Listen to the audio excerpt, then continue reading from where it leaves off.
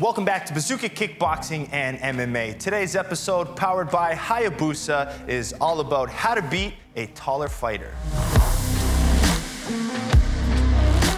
In today's episode, you're a shorter fighter and you need to beat someone taller than you. I'm gonna give you 5 different strategies. I'm gonna call them keys for you as the shorter fighter. Now, you can be necessarily a short, small guy, or you can be someone taller. I'm not the tallest, but even at 6 feet tall, for some reason, my opponents were always even a little bit taller. Even 2-3 inches in fighting can feel like a big difference. So, no matter how short you are, if your opponent is taller than you in some way, these 5 things are going to help you out. Now, some of them might be obvious, right?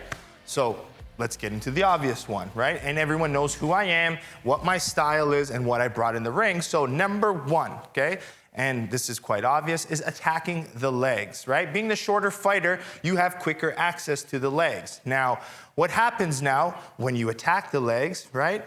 The head is so high. So at least this way, right, the movement slows down, the head is easier to hit. If they're constantly moving and keeping you at range, which is obviously their strategy, it's gonna be very difficult. But by chopping the leg, right, what's gonna happen now for them to enter and exit into the ranges is gonna be more compromised. So attack the legs. Now, the key to the leg attack against a taller guy, right, you have to be careful of straight punches, okay? It's very difficult, right? Because the part of the strategy, yes, attack the legs, but I gotta tell you that it's not as easy as you think. You're the shorter fighter. They have a longer reach. They're punching at you. So how do you get to those legs safely, right? So, which is the second part, right?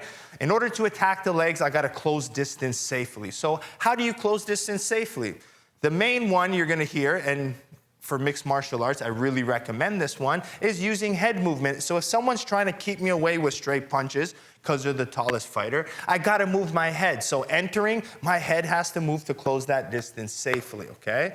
So, movement. Now entering with my head moving, I also have to start creating angles with my footwork. So I need to be able to circle a little bit and move my head to get in, right? That's the key. One of the prime examples of that would be the Mike Tyson, right? Using his head movement, coming forward, always entering and attacking on different angles, right? We even see guys like the Lomachenkos and stuff with their footwork and their angles. You have no idea where they're entering from and where they're gonna punch you from. So trying to create angles and head movement when you enter. Now, also, if you can also use different types of arm defense, right? I like to use a parry, for example, because I like to crash distance and I'm confident with my hand fighting in defense.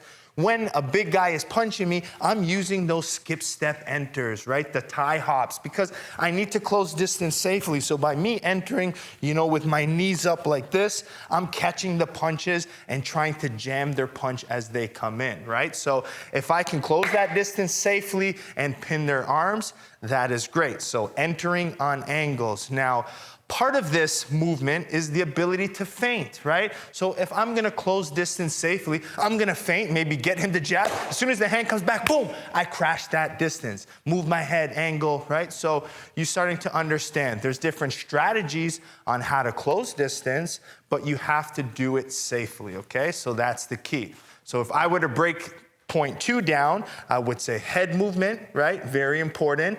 And feinting to enter safely and making sure you attack on angles. Those are the 3 points of the subsection on how to enter safely. Now, the third thing, right? This one is a little bit more of the obvious ones again, is attacking the body. Now, you might think it's obvious, because they're taller, the body is right there. But in reality, what the body does is it acts as a level change and a distraction. Most beginner fighters or fighters today want to attack the head, right? That's the primary, right? That's where you're gonna get the best results when I try to hit you or punch you in the face. But as a fighter now, you know that, so you tend to protect that very well. So how do a tall guy tends to protect it? By moving their head back, right?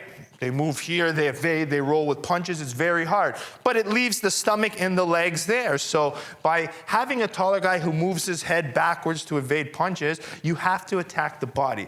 By punching the body, it just brings the head, right? It lets you score. It lets you do points. But ultimately, it's helping you to get that head closer to you so you can get the big finish. Now, One of my toughest fights was early on in my pro career. A very tall guy who stayed evasive and very long.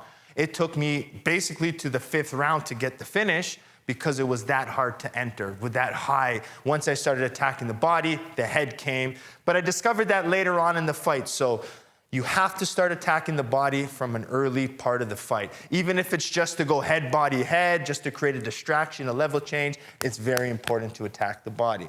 Now, speaking of the body, point 4, okay?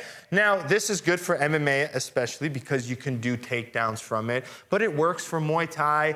Kickboxing, you can do it momentarily to get in, so I wouldn't say it's wrong, but that is getting a body lock, right? Now, in Thai boxing, you want to get the elbows in, you want to control biceps, but being a shorter fighter is really hard, very difficult, and you're really open to knees, right? If a taller guy wants to use those knees, so how do you stop those knees, right? So when I do enter, boom, I enter with a body lock. By getting a body lock, I'm able to keep their hips close to me, right? By having their hips close to me, they can't knee me, and I'm able to control them. I'm able to pull them in, use my head, right? I can really break their base and their posture well with the body lock. And from the body lock, there's so many nice little dumps and trips that you can do from there, some off balancing, right? That would help you do well. But in that position, you're safe from being kneed. Now, you could even take the back in MMA from the body lock, whatever you need to do, but to put yourself in an advantaged position, okay? So using that body lock, very important. Like I said, the Thai clinch, depending on the height difference, you might still be able to get it, but if you're fighting someone taller and they want to get to Thai clinch, it's better you attack for the body lock. Easier to get under their high elbows, right? And it really compromises the position. And right away, you're going to see them lower their base because they don't want you to get that body lock because you can control them any which way you want. So bigger guys are going to start panicking, lowering their base.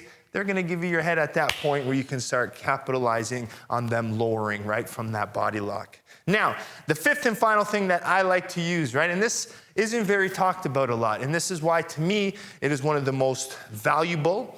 It is the safest way, right? I talked about point 1, right? The low kick. It's the best, right? It's the safest. Keeps me away, but I want to do it safely. So this is where my push-off comes in. Me being a pressure fighter, I can close distance very safely, right? Moving the head, all those different tactics I was telling you about. But once I'm inside, okay, I crash that distance as fast as I can. Once I'm inside head to head, I'm gonna create a push off, okay? And as they exit, I attack the leg, right? So I'm attacking off of their exit. So I enter safely. As I push them off, right, using a shoulder bump, I can use a wedge. I can do from inside bicep control, pushing on the shoulder. I push off and I attack. But when I push someone back, especially a taller fighter, right, what happens is they can't attack fighting backwards and they can't hit me. So as they go back, they also can't block the leg. So it's a free low kick for me to attack, okay? So the push-off attack being used by safe entering, and as they retreat for the exit, I attack the leg and I repeat that process, jamming the distance and then attacking off of a push-off. The taller fighter has to do well with range.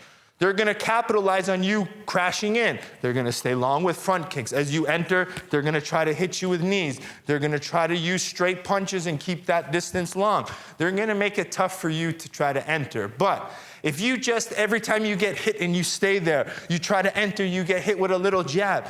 You have to show confidence. You get hit with one, keep going, keep following up.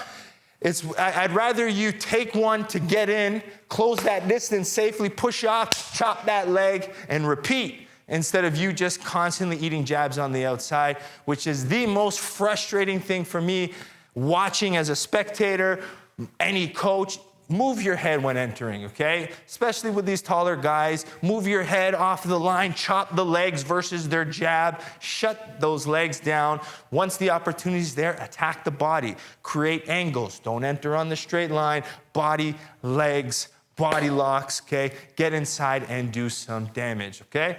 So, those are 5 different strategies you really need to think of. It goes very deep, very experienced, right? It takes a lot of courage sometimes. Being the shorter fighter, if the low kicks aren't there and they're slipping them, they're not giving you their body, the punches are long to enter, I'm gonna have to be honest with you, it's time you have to bite down, put your chin down and go forward, because it ain't easy fighting a very tall opponent who knows how to use their range. Luckily, a lot of fighters, they don't follow BAZOOKATraining.com. They don't follow this channel, so they got no idea what to do when it comes to how to use range and length. Okay? So keep liking, subscribing, sharing with your friends. Okay? Make sure you support the channel sponsors. First of all, Hayabusa, by going to HayabusaFight.com to get all their newest gear and merchandise.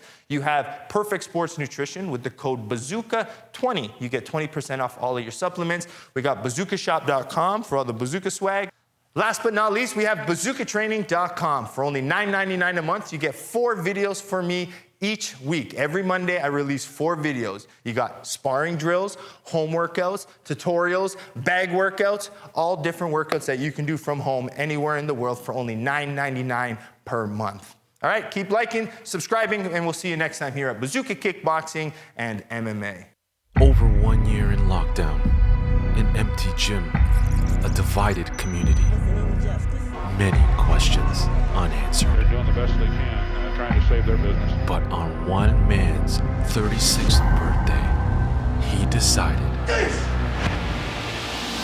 to fight back.